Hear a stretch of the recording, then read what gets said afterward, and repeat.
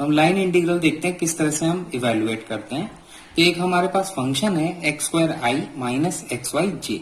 अब इसमें के का कंपोनेंट होता है तो उसको भी ले लेते हैं, बट यहाँ पर नहीं है।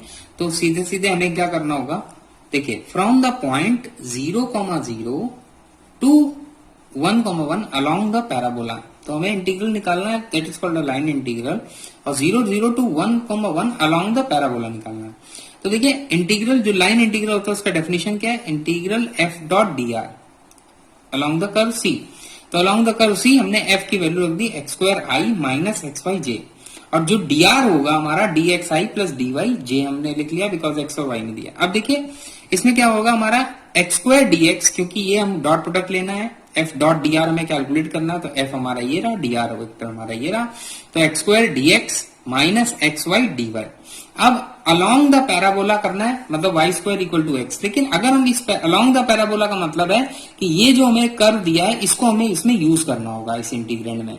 इस इंटीग्रेंड में यूज करने के लिए आप डायरेक्टली यूज नहीं कर सकते। एक्स को तो आप रख सकते हैं, मान लीजिए वाई स्क्वायर रख दिया, लेकिन जो वाई है वो हमारा रूट एक्स आएगा। तो कैलकुलेशन को सिंपली बनाने के लिए हम क्या करेंगे, इसको पैरामेट्रिक में कन्वर्ट करेंगे।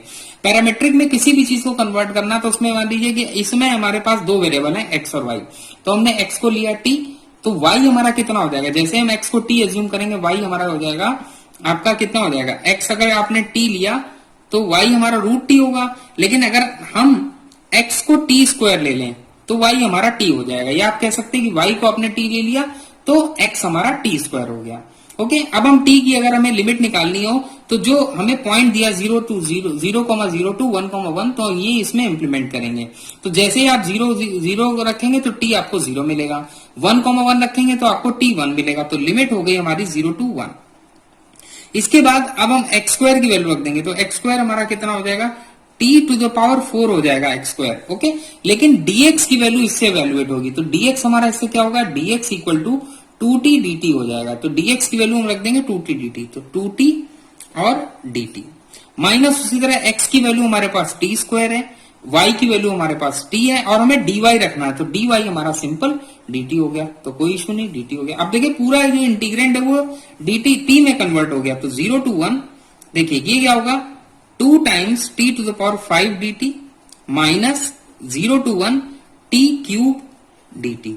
तो इसको इवेल्युएट कैसे करेंगे, सीधे से 2t टू द पावर 6/6 और उसमें लिमिट लगाएंगे तो 1/6 आएगा, माइनस दिस इज 1/4 आ जाएगा। तो फाइनल क्या हो गया हमारा 1/3 माइनस 1/4, दैट इज 4 माइनस 3 1/12। ये हमारा फाइनल आंसर, ये हो गया लाइन इंटीग्रल का। तो जिस कर्व के भी अलोंग इवेल्युएट करना है आपको उस कर्व को इंटीग्रेंड में लाई कराना होगा। और अगर इंटीग्रेंड में लाई आसानी से नहीं हो रहा तो आप पैरामेट्रिक कोऑर्डिनेट का इस्तेमाल कर सकते हैं, पैरामेट्रिक रिप्रेजेंटेशन का यूज कर सकते हैं।